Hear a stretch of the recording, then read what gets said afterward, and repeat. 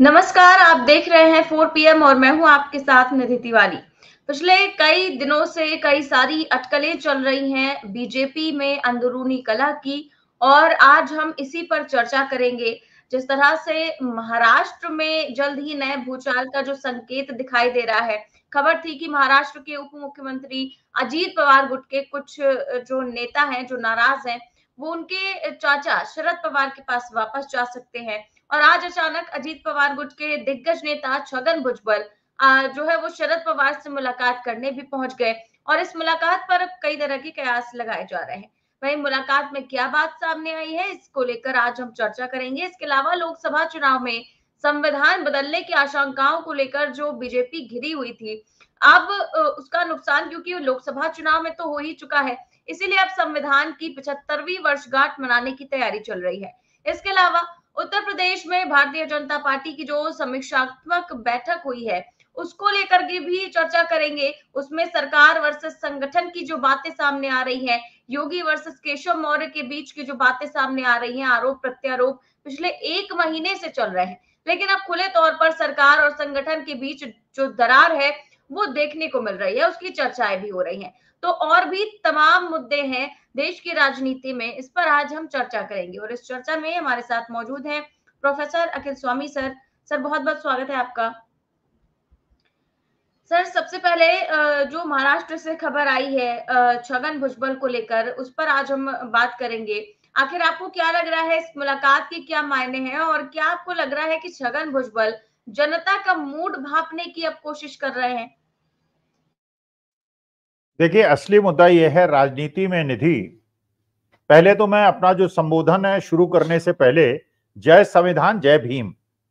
देखिए, असली मुद्दा राजनीतिक लोगों के लिए आवश्यक होता है चुनाव जीतना। सबसे ज्यादा आवश्यक होता है कि अगला चुनाव जीतें। ये केवल महाराष्ट्र में घटना नहीं घट रही है, ये घटना हरियाणा में भी घट रही है। हरियाणा के एक दिग्गज नेता जो एक बहुत बड़े क्षेत्र पे उनका प्रभाव है, खुद तो जा नहीं सकते क्योंकि जीते हुए हैं भारतीय जनता पार्टी के टिकट पे और मंत्री हैं, लेकिन उनकी बिटिया कांग्रेस में आने वाली हैं। इसका मैंने संकेत उन्होंने दे दिया, पहले भी कांग्रेस में रहे हैं। इसका मैंने संकेत उन्होंने दे दिया है कि उनका भविष्य जो है अब इंडिया गठबंधन के साथ ही है। देखिए, महाराष्ट्र की स्थिति क्या है, आपने पार्लियामेंट इलेक्शन में देखा कि क्या द्योतक है, किस डायरेक्शन में चीजें जा रही हैं। आपने बाईपोल्स में भी देख लिया, जहां भारतीय जनता पार्टी जीती है 2-3 हजार वोट से जीती है और जहां इंडिया गठबंधन जीता है 15-20 हजार वोट से जीता है।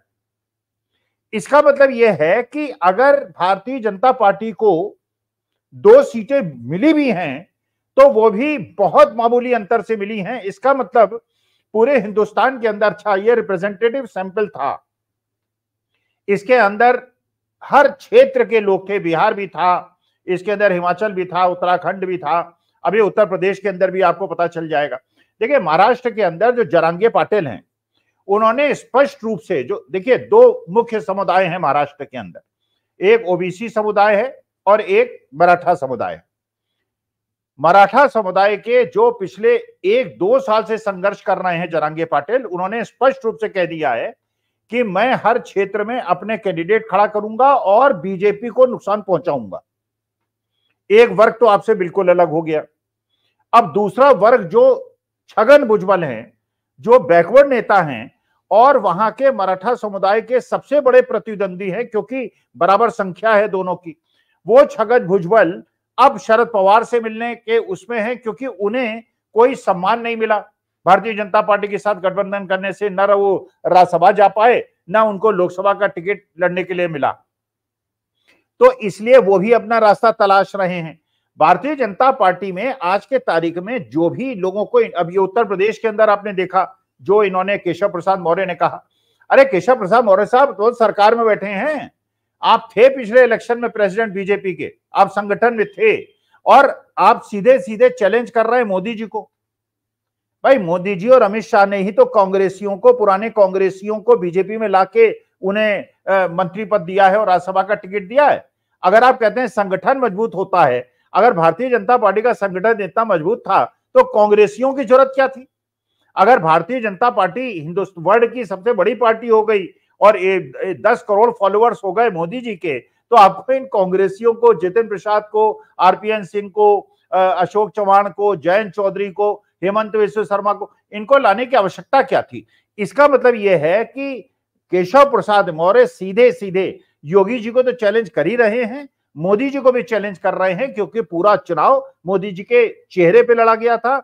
और इस बार की हार अगर है, जिसको अगर मानते हैं उत्तर प्रदेश में इनके पैर उखड़ गए हैं, उसका उत्तरदायित्व न योगी का है, न केशव प्रसाद मौर्य का है, न किसी और का है, वो पूरा पूरा अमित शाह जी का और मोदी जी का है। जी बिल्कुल ठीक बात कह रहे हैं सर आप। और चारों तरफ से अब जो इंडिया गठबंधन है उसकी मजबूती को देख कर के अब जो लोग भी साथ छोड़ करके चले गए हैं या जो पहले से एनडीए के साथ में है, क्या उनका अब इंडिया गठबंधन की ओर आने की संभावनाएं तेज हो रही हैं? जिस तरह से मजबूती वो इंडिया गठबंधन की देख रहे हैं और जिस तरह से चुनावों में बीजेपी का पतन शुरू हो चुका है, उसको लेकर आपको क्या लगता है? देखिए, इस मामले में तो ये बिल्कुल पक्की बात है, जैसे मैंने शुरुआत की थी, राजनीतिक लोग अपने भविष्य की चिंता करते हैं। वो कांग्रेस छोड़ के भारतीय जनता पार्टी भी भविष्य के लिए गए थे। गुलाम नबी आबाद अपने दिल्ली के और श्रीनगर की कोठियों को बचाने के लिए गए थे। अशोक चौहान जो उनके ऊपर केस चल रहा था उसको बचाने के लिए गए थे। छगन भुजबल भी उसी वजह से गए थे, प्रफुल्ल पटेल भी वैसे ही गए थे, हेमंत विश्व शर्मा। तो ये लोग इसलिए गए थे कि भारतीय जनता पार्टी में जाएंगे, सीबीआई ईडी से हमें छुटकारा मिल जाएगा और उसके बाद 10-15 साल की अपनी राजनीति करेंगे। इन्हें क्या पता था कि राजनीति जो है इनकी इतनी जल्दी खत्म हो जाएगी और भारतीय जनता पार्टी का इतना बुरा हाल हो जाएगा और इंडिया गठबंधन इतना स्ट्रांग हो जाएगा। तो ये क्योंकि राजनीतिज्ञ हैं, क्योंकि इनके राजनीतिज्ञों के गुण इनके अंदर है, ये कोशिश करेंगे कि इंडिया लाइन में जाने की कोशिश करें। लेकिन उन लोगों को केवल इंडिया अलायंस को अपने पास लेने की संभावना को सोचना चाहिए, जो धोखा देके नहीं गए, जिन्हें बड़े बड़े पद पे नहीं बिठाया गया था और केवल वो धमका के, डरा के, उन्हें तड़पा के। अब हेमंत विश्व शर्मा जैसे आदमी को अगर आप इंडिया गठबंधन में कांग्रेस में ले लेंगे, मैं तो देखिए उसका विरोध करूंगा। जो आदमी अपने नेतृत्व के खिलाफ इतनी झूठी और अनर्गल बातें कर सकता है, बिस्किट की बातें कर सकता है। अरे आप निधि मेरे घर आए या मैं आपके घर आऊं, अरे आपका बिस्किट, आपका कुत्ता, आपका गेस्ट जिसको चाहे खिलाए, कुत्तों का बिस्किट आप मुझे खिलाएंगे तो मैं ज्यादा बुरा मानूंगा। मेरा बिस्किट मुझे खिलाइए, कुत्तों वाला बिस्किट कुत्तों को खिलाइए। अब उसी पे उन्होंने बवंडर मचा दिया। तो ये जो झूठ, गुलाम नबी आजाद 50 साल उन्होंने कांग्रेस का आनंद लिया है और उसके बाद उन्होंने गांधी परिवार के लिए और कांग्रेस के लिए अनर्गल बातें की है। ऐसे लोगों को नहीं लेना चाहिए, सिंधिया जी को नहीं लेना चाहिए, अशोक चौहान को नहीं लेना चाहिए। लेकिन अगर ऐसे लोग हैं जिनको परेशान करके, जिनको जेल के अंदर भेज के और जिन्होंने किसी भी प्रकार से कांग्रेस की विचारधारा या गांधी की विचारधारा या बाबा साहब भीमराव अंबेडकर की विचारधारा को विरोध नहीं किया है, केवल उनके बारे में आप पुनर्विचार कर सकते हैं। लेकिन जिन्होंने गोडसे को अपना नेता मान लिया हो, उन्हें कांग्रेस या इंडिया गठबंधन के अंदर आपको नहीं लेना चाहिए। जी ठीक बात कह रहे हैं सर आप। और जो अभी उत्तर प्रदेश में जो चीजें चल रही है उसको लेकर मैं बता दूं कि लोकसभा चुनाव के बाद लखनऊ में बीजेपी की कार्य समिति की बैठक का आयोजन किया गया था, जिसमें बीजेपी अध्यक्ष जेपी नड्डा शामिल हुए और चुनाव के नतीजों के बाद केशव मौर्य भी पहली बार किसी बैठक में शामिल हुए और इस बैठक में हार की वजहों को लेकर मंथन किया गया। और इस दौरान जो डिप्टी सीएम है केशव प्रसाद मौर्य, उन्होंने जो बयान दिया उससे राजनीतिक हलचल मचा दी, क्योंकि उन्होंने कहा कि संगठन सरकार से बड़ा है, संगठन से बड़ा कोई नहीं है, हर एक कार्यकर्ता हमारा गौरव है। और उनका ये बयान खूब वायरल हो रहा है। तो सर उत्तर प्रदेश में जो विवाद चल रहा है सरकार और संगठन के बीच में, केशव प्रसाद मौर्य कह रहे हैं कि संगठन बड़ा है, योगी जी ने कह दिया है कि अगर सरकार नहीं होगी तो कार्यकर्ता का सम्मान नहीं होगा। बातें दोनों की सही है, संगठन की वजह से सरकार है और सरकार है तो कार्यकर्ता का सम्मान है। तो निश्चित तौर पर बातें तो दोनों सही है, लेकिन सवाल यह है कि प्राथमिक चीज क्या है। अब अगर सरकार है और कार्यकर्ता का सम्मान नहीं है तो भी नाराजगी बढ़ेगी और वो अगले चुनाव में नुकसान पहुंचाएगी। और अगर कार्यकर्ता ही नहीं है, संगठन ही नहीं है, तो फिर सरकार कैसे बनेगी? देखिए, असली मुद्दा निधि, जो पहले भी मैंने जैसे कहा, भाई गांधी को मानने वाले अगर गांधी को मानने के बजाय गोडसे को मानने जाएंगे तो उसकी भर्त्सना की जानी चाहिए। गोडसे को मानने वाले अगर गांधी को मानने चले आएंगे तो उसकी भी भर्त्सना करनी चाहिए। भाई इतने साल अगर आपने गोडसे का प्रशंसा की है तो उसके बाद आप गांधीवाद का सिद्धांत स्वीकार नहीं कर सकते। असली मुद्दा जो पॉलिसी बनाई, देखिए बीजेपी की जब अटल जी का जमाना था या पहले के आप 60 साल देख लीजिए, भारतीय जनता पार्टी ने इस प्रकार से मास स्केल में कांग्रेसियों को नहीं लिया था। आज के तारीख में यह नहीं पता चलता है कि बीजेपी को जब आप देखते हैं ये बीजेपी है या कांग्रेस है, और भ्रष्ट लोग, कांग्रेस के भ्रष्ट लोग। भाई देखिए, जब कांग्रेस पे अटैक हुआ और ईडी सीबीआई का अटैक हुआ, पुरानी फाइलें छाटी गई, तो मानी बात है कि दो तरह के लोग थे, इनकी एक छवि साफ थी और एक की छवि साफ नहीं थी। जो छवि साफ नहीं थी, जिन पे भारतीय जनता पार्टी सबसे ज्यादा आरोप लगाती थी, उनको भारतीय जनता पार्टी ने ले लिया। तो संगठन कहां ऊपर हुआ? भाई अगर संगठन ऊपर है, भारतीय जनता पार्टी का संगठन ऊपर है, तो कांग्रेसियों को न लेते और भारतीय जनता पार्टी की सेवा जिन्होंने 20-25 साल की है उनको आप टिकट देते। भाई अशोक चव्हाण को अगर आपने राज्यसभा महाराष्ट्र से भेज दिया, प्रफुल्ल पटेल को भेज दिया, तो ये दोनों तो आपके बीजेपी के, और आप तो प्रफुल्ल पटेल के लिए कहा करते थे कि ये दाऊद इब्राहिम से इनके संबंध है। अशोक चव्हाण के लिए कहते थे इन्होंने जो सेना के विधवा थी उनके जो मकान के लिए जमीन अलॉट की थी उसमें हेराफेरी की थी, उनको आपने राज्यसभा भेज दिया। तो संगठन को आपने महत्व कहां दिया? आपके लिए तो मोदी जी के लिए और अमित शाह जी के लिए तो सरकार महत्वपूर्ण है।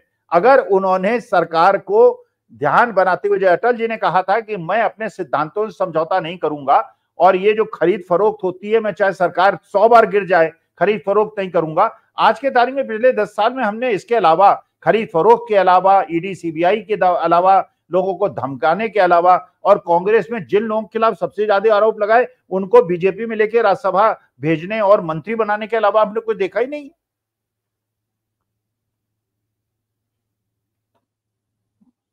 बिल्कुल ठीक बात कह रहे हैं सर आप। और ये जो अब चीजें सामने आ रही हैं, जिस तरह से संविधान बदलने की जो आशंकाएं थी लोकसभा चुनाव के दौरान, विपक्ष ने लगातार आवाज उठाई कि बीजेपी जो है वो 400 पार के नारे इसलिए दे रही है क्योंकि वो संविधान बदलना चाहती है, और बीजेपी के भी 2-3 नेताओं ने इसको एक्सेप्ट भी किया। तो उसका नुकसान भी बीजेपी ने झेला इन चुनावों में। और अब जो है बीजेपी की तरफ से ये बयान आया है कि संविधान की 75वीं वर्षगांठ मनाने की तैयारी चल रही है। तो ये जो डैमेज कंट्रोल करने की कोशिश है, ये कहां तक कामयाब होगी? देखिए, इससे डैमेज कंट्रोल निधि नहीं होता है। देखिए, मुझे जो असली मुद्दा है, जो पंडित जवाहरलाल नेहरू ने देश की आजादी के बाद संविधान का जो सबसे महत्वपूर्ण अंग को स्वीकार किया था, उन्होंने पब्लिक सेक्टर यूनिट्स बनाई थी, सरकारी संस्थान बनाए थे। अगर आप बताइए, जो ये है संविधान है, उसका सबसे महत्वपूर्ण पार्ट क्या है कि OBC, schedule caste, schedule tribe को नौकरियां मिले, उनका समाज में स्थान बढ़े और छूत अछूत की चीज खत्म हो। यही तो संविधान का मूल उद्देश्य है। अब आप बताइए, अगर आप सरकारी नौकरी देंगे नहीं, बच्चों को कहेंगे कि पकौड़े बेचो, अब पकौड़े बेचने में तो रिजर्वेशन होता नहीं है। भाई पकौड़े बेचने वाला जो है बेचारा कोई भी हो, वो तो ग्राहक पे डिपेंडेंट है, टेस्टी लगेगा तो खाएगा, नहीं तो नहीं खाएगा। सरकारी नौकरी आप दे नहीं रहे, पीएसयूज को आप प्राइवेटाइज कर रहे हो, रेल बेच रहे हो, बंदरगाह बेच रहे हो, हवाई जहाज बेच रहे हो, हवाई अड्डे बेच रहे हो, बंदरगाह बेच रहे हो। आप दुनिया चीजें अगर सारी बेच दोगे तो संविधान से समझौता तो आपने कर लिया। भाई संविधान का जो मूल रूप है कि समता मूलक समाज बनाया जाए, जिसमें ना कोई ऊंचा हो ना कोई बड़ा हो, हर एक जगह एक स्थान पे बैठ के सब लोग खाना खाएं। ये थोड़ी है किसी को खाट पे बैठने का अधिकार ना हो, किसी को मूछें ऐंठने का अधिकार ना हो, किसी को बारात निकालने का अधिकार ना हो, उसमें ढेले पत्थर चलाए जाए। ये कौन सा समाज हम बनाने की कोशिश कर रहे हैं? तो संविधान में जो मूल भावनाएं थी, अगर ये इस प्रकार से आप सभी वर्गों को सम्मान देके आगे बढ़ाते तो उसके बाद एक समता मूलक समाज बनता। लेकिन पिछले 10 साल के अंदर जिस प्रकार से आपने प्राइवेटाइज किया है और देश की सारी संपदा अपने बड़े बड़े पूंजीपतियों को सौंपी है, संविधान की मूल भावना का तो आपने हनन कर ही दिया है।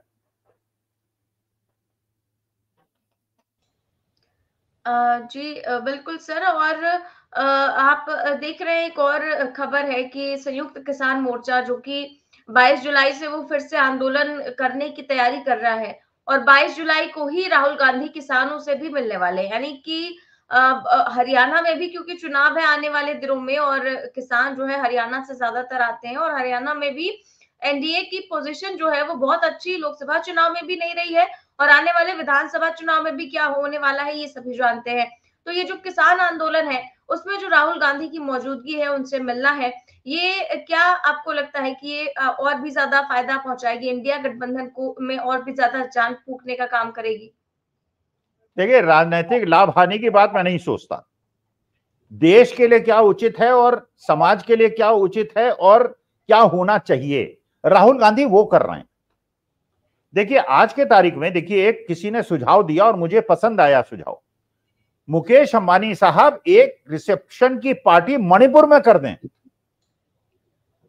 अगर एक पार्टी केवल मणिपुर में हो जाएगी, ये सारे देश के लोग मणिपुर जाके, और मोदी जी भी पहुंच जाएंगे, अमिताभ बच्चन भी पहुंच जाएंगे, सारे हीरो हीरोइन भी पहुंच जाएंगे, वो इम्फाल जाके देखें तो मणिपुर की स्थिति क्या है। ये लोग भूल गए हैं कि मणिपुर कोई जगह है जहां राहुल गांधी 3 बार हुआ है। जब ये लोग वहां पे 10,000 प्लेट, पता नहीं कितने हजार रुपए की प्लेट होगी वहां तो अनलिमिटेड होगा मेरे ख्याल से, सोने चांदी के बर्तनों में लोगों ने खाना खाया होगा। राहुल गांधी उस समय एक रेस्टोरेंट में जाके पिज्जा खा रहे हैं। भाई, असली मुद्दा यह है कि देश देखिए उन्नति तब करेगा निधि जबकि देश के किसान खुशहाल होंगे, देश का छोटा व्यापारी खुशहाल होगा, लोगों की दुकानें चलेंगी, लोगों के धंधे चलेंगे। उसके बारे में आपको कोई चिंता ही नहीं है। आप बेरोजगारी की बात नहीं करते या महंगाई की बात नहीं करते। आज मैं बाजार गया हूं बहुत दिनों के बाद, होलसेल मार्केट में टमाटर की कीमत 90 रुपए किलो है। 90 रुपए किलो, इसका माने 120-125 रुपए किलो रिटेल में होगा। मैंने खरीदने की खैर हिम्मत नहीं की। जामुन जो बरसात के मौसम में 40-50 रुपए किलो बिकता है, वो आजादपुर मंडी में 250 रुपए किलो बिक रहा है। अब बताइए, कर लीजिए अपनी डायबिटीज ठीक जामुन खा के आप। हर चीज आपके, क्योंकि वहां पे माने इतना लेविश खर्चा, इतना फिल्दी खर्चा, शर्म आनी चाहिए ऐसे लोगों को जिनके पास इतना ज्यादा पैसा है। अरे आप कम से कम, अगर आप में थोड़ी भी कुव्वत होती, वहां पता नहीं आपने क्या गेस्टों को अपने भेंट दी है, गिन्नियां दी हैं या कौन सी आईफोन्स दिए हैं, क्या दिए हैं। देश की गरीब जनता को कम से कम अंबानी साहब ये कर देते कि इनके लिए मैं अपने हर झुग्गी के अंदर 50 किलो बढ़िया बासमती चावल और वो भेज रहा हूं, आपको ज्यादा दुआएं मिलती और आपको ज्यादा आशीर्वाद मिलता। तो राहुल गांधी जो किसानों के साथ खड़े, बिल्कुल खड़े होना चाहिए। देश के गरीबों के साथ खड़े हुए, बिल्कुल खड़े होना चाहिए। मध्यम वर्ग और गरीब वर्ग का ध्यान अगर आप रखेंगे, मेरा देश आर्थिक उन्नति में नंबर 1 का देश बन जाएगा। लेकिन अगर विदेशी यूरोप की सिद्धांतों को मानते हुए पूंजीवाद और यहां कैपिटलिज्म को लाने की कोशिश करेंगे, हिंदुस्तान के अंदर गरीबों का अगर आप ध्यान नहीं रखेंगे, हिंदुस्तान उन्नति नहीं कर सकता। एक अर्थशास्त्र के स्टूडेंट्स की तरह यह बात बता रहा हूं।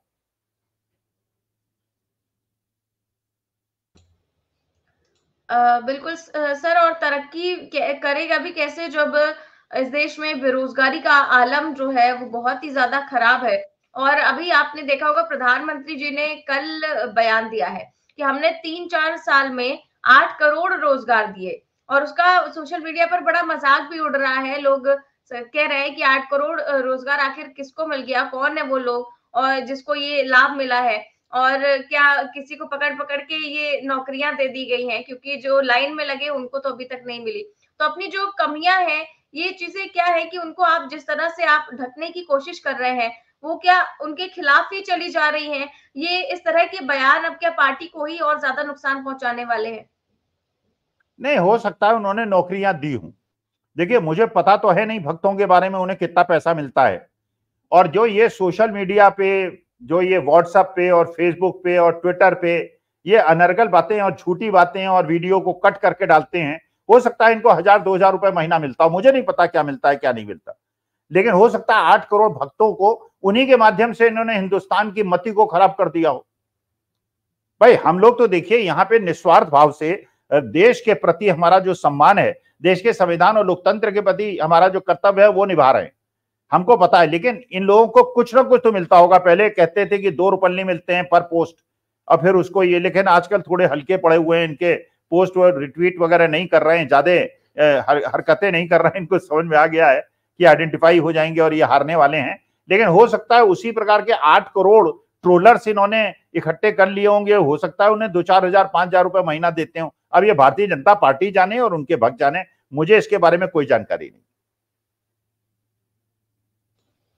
लेकिन सर आपको जानकारी तो ये होगी, जैसे आपने टमाटर के बारे में कहा, तो अभी मैं आपने सामने देख रही हूँ कि ब्रेकिंग न्यूज आ चुकी है कि जनता को सबसे बड़ा इस साल का झटका लगा है। 16 महीने की हाइक पर पहुंच गई है जो महंगाई है, और हर चीज महंगी हो ही गई है, और भी ज्यादा महंगी होने वाली, 2.61% बढ़ चुकी है। तो इस पर क्या कहेंगे? नहीं, मैं क्या कहूंगा, मैं तो कहता आ रहा हूं, पिछले 10 साल से कहता आ रहा हूं। मैं तो जब सरकार बदली थी उसी समय कह रहा था, लोग मानने को तैयार नहीं थे। भाई देखिए, हिंदुस्तान के अंदर समाजवादी, गांधीवादी, अंबेडकरवादी नीतियों से ही देश का उद्धार हो सकता है। हमारे देश के अंदर जिस प्रकार से निजीकरण हुआ है और जिस प्रकार से संपत्ति के बीच में और गरीबों और अमीरों के बीच में भेदभाव हुआ है, और जिस प्रकार से सारी चीजें अमीरों के हाथ में दे दी गई हैं, महंगाई तो इसलिए बढ़ रही है। भाई आप चुनावी बॉन्ड से पैसा लेंगे, अगर आप सोचिए निधि, भाई हम लोगों ने तो किसी से पैसा नहीं लिया, हमको पता है, हमारा तो कोई ऑब्लिगेशन किसी के प्रति है नहीं। लेकिन अगर मैं किसी के पेरोल पे हो जाऊंगा, किसी पूंजीपति के, तो उसकी बातें तो मुझे आगे बढ़ानी पड़ेंगी। और आगे बढ़ाऊंगा तो अगर आप 5,000 करोड़, 500 करोड़ का चंदा लेंगे तो उसी प्रकार होगा जैसे आपने हमें कोविड टाइम पे इंजेक्शन और वो वैक्सीनेशन ठुकवा दिए और जबरदस्ती ठुकवा दिए, और उसी का फल आप देश भुगत रहा है। लेकिन चंदा था, अब क्योंकि आपको उनकी बात माननी थी इसलिए आपने कर दिया। तो देखिए, ये महंगाई तो आनी ही आनी है, क्योंकि जिन लोगों से चंदा लिया है, जिनसे पैसा आपने लिया है, उनकी बात तो आपको माननी पड़ेगी। अब वो मानी बात है कि वो जो चाहेंगे सो करेंगे। एक तरफ किसान परेशान है, उसकी हर सब्जी जो है 5 रुपए किलो पे बिकती है, और दूसरी तरफ से हम लोग खरीदते हैं 100 रुपए किलो पे खरीदते हैं, तो ये 95 रुपए कहां जाता है? यही बिचौलिए खाते हैं। और जो बिचौलिए सोशल मीडिया के माध्यम से देश के लोकतंत्र और संविधान के खिलाफ जो है आग उगलते रहते हैं। जी सर, और एक दर्शक का सवाल है कि क्या आपको लगता है कि नड्डा जी, जो कि अपनी जिंदगी में एक चुनाव उन्होंने फेस नहीं किया, वो बीजेपी के इलेक्शन में हार के कारण पर मंथन करने के लिए उचित है, या फिर ये बस एंटी योगी एक्ट है? अरे उन्हें खुद पूछ लीजिए, हिमाचल प्रदेश के रहने वाले हैं नड्डा जी। हिमाचल प्रदेश में इन्होंने क्या बीजेपी की दुर्गति कराई है। बिना बात के लिए ऑपरेशन लोटस करा दिया, 3 इंडिपेंडेंट्स का इस्तीफा करा दिया, उन 3 इंडिपेंडेंट्स को भारतीय जनता पार्टी का टिकट दिलवा दिया, उसमें केवल 1 जीता और 2 हार गए। और आज हिमाचल प्रदेश के अंदर इतनी ज्यादा गुटबंदी है। मैं हरियाणा में बैठा हूं, अच्छा, बड़ा प्रचार होता है कि साहब हरियाणा में कांग्रेस में बड़ी गुटबंदी है। जितनी कांग्रेस के अंदर गुटबंदी है उससे 10 गुनी ज्यादा बीजेपी के अंदर गुटबंदी है।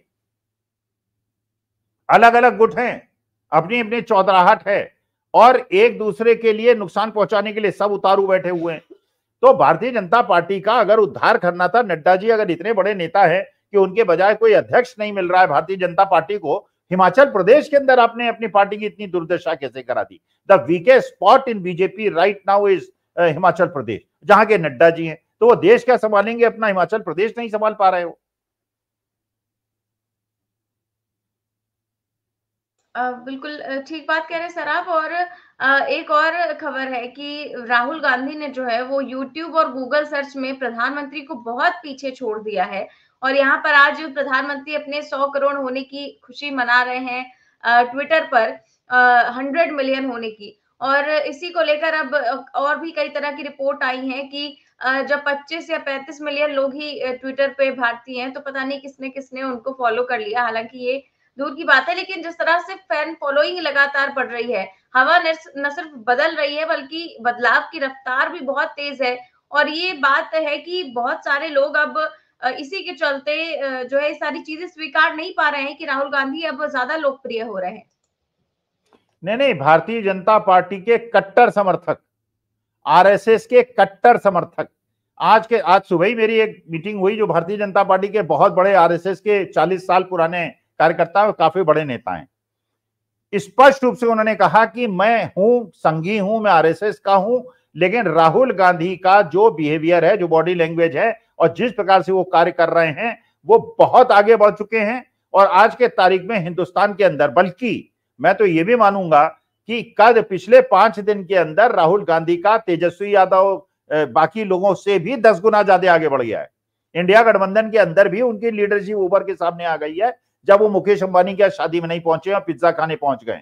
ये गलती की है लोगों ने। आज तक मैंने शंकराचार्य का कभी आलोचना नहीं की है, क्योंकि मैं उन्हें अपना गुरु मानता हूं, आदि गुरु शंकराचार्य की परंपरा से मानता हूं। लेकिन मैं बिल्कुल क्षमा मांगते हुए शंकराचार्य महोदय जिस प्रकार से मुकेश अंबानी की बेटी की शादी में पहुंचे उसकी भर्त्सना करता हूं। गुरु को और सन्यासियों को, इतने पूंजीपतियों के यहां जहां इस प्रकार की लेविश स्पेंडिंग हो रही हो, उन्हें नहीं जाना चाहिए था, उन्हें नहीं आशीर्वाद देना चाहिए था। उन्हें झुग्गी झोपड़ी और देश की गरीब जनता जो सनातन धर्म पे विश्वास करती है उन्हें आशीर्वाद देना चाहिए था। आप वहां गए शंकराचार्य जी, मुझे अच्छा नहीं लगा। ये बात तो ठीक है सर। और इसी जो है जो आयोजन था उसी में जब शंकराचार्य जी गए और उनका पीएम मोदी से आमना सामना हुआ, तो आपने देखा होगा कि पीएम मोदी ने उनके पैर छू के आशीर्वाद लिया और उन्होंने भी आशीर्वाद दिया। तो इससे ये चीज भी साबित हो गई, जो लोग जो कट्टर भक्त थे मोदी जी के, जब मोदी जी को राजधर्म का पाठ पढ़ा रहे थे शंकराचार्य, जब राम मंदिर का उद्घाटन हो रहा था उस समय पर, कि इस पर राजनीति ना करें या अधूरे राम मंदिर का उद्घाटन ना करें, इस तरह की चीजें कह रहे थे, तो जो अंधभक्त थे और कट्टर समर्थक थे वो उन्हीं को गालियां दे रहे थे, कह रहे थे ये तो असली शंकराचार्य है ही नहीं, कांग्रेस के एजेंट हैं और पता नहीं क्या क्या चीजें। और आपको नहीं लगता कि कल जब आशीर्वाद लेने के लिए पीएम मोदी पहुंचे तो ये वीडियो जो है अंधभक्तों को जरूर देखा होगा उन्होंने, और इससे थोड़ा तो सबक लिया ही होगा। नहीं, देखिए, इन्हीं शंकराचार्य ने एक बहुत सही बात कही थी। देखिए, गुरु, मैं एक साधारण सा टीचर हूं और वो शास्त्रों और वेदों के ज्ञाता गुरु हैं। उनके जीवन में बड़ा उन्होंने त्याग किया है, मैं उसकी मानना करता हूं और उनका सम्मान करता हूं। लेकिन उन्होंने ये बात कही थी कि हम लोग अगर शिक्षक डरने लगे और डर की वजह से राजा की गलत बातें बच्चों को पढ़ाने लगे, वो गलत है। तो उस समय भी शंकराचार्य ने कहा था कि मुझे राजनीति में कुछ लेना देना नहीं है, लेकिन अधूरे मंदिर में जिस प्रकार प्राण प्रतिष्ठा हुई है वो समाज के लिए, सनातन धर्म के लिए और देश के लिए उचित नहीं है, जिसकी पुष्टि हो रही है बार बार। अरे मंदिर जो है वो चू रहा है, उसके बाद जूता पहन के जो वर्कर्स हैं वो उसमें वो कर रहे हैं, काम कर रहे हैं, बीड़ी पी रहे हैं, पता नहीं क्या कर रहे हैं। तो ये हमारे सनातन धर्म का अपमान है कि नहीं है? तो असली मुद्दा यह है कि शंकराचार्य महोदय ने, लेकिन जो वो गए जिस प्रकार से, वो नहीं जाना चाहिए था। वो सन्यासी हैं।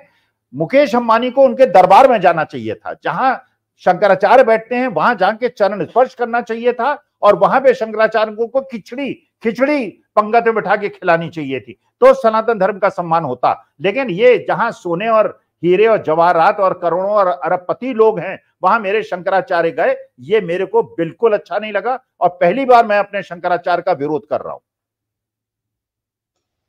जी, बिल्कुल सही बात है सर। और आपने बिल्कुल सही बात कही, और सोशल मीडिया पर भी तमाम लोग इस चीज़ को लेकर चर्चा कर रहे हैं कि शंकराचार्यों को वहाँ नहीं जाना चाहिए था। अनंत अंबानी, राधिका मर्चेंट या अंबानी पूरा परिवार जो है जाकर शंकराचार्यों का आशीर्वाद ले सकता था। किसी शादी-ब्याह में जाना ये सन्यासी के लिए उचित नहीं है।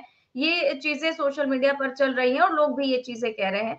और आपने भी यही चीज़ कही, ज़ाहिर-सी बात है सर कि ये गलत था। तो बहुत-बहुत शुक्रिया सर आपका आज की चर्चा के लिए। तो आप देख रहे थे आज की चर्चा, हमने तमाम मुद्दों पर की, बीजेपी की अंदरूनी कलह हो या फिर जिस तरह की बैठक हुई बीजेपी की, और इसके बाद केशव मौर्य और योगी के बीच में तनातनी की खबरें सामने आई। इसके अलावा महाराष्ट्र में छगन भुजबल और तमाम चीजों पर हमने चर्चा की। कैसी लगी आपको ये चर्चा, हमें कमेंट बॉक्स में जरूर बताएं। चैनल को सब्सक्राइब भी करें और ज्वाइन भी। नमस्कार।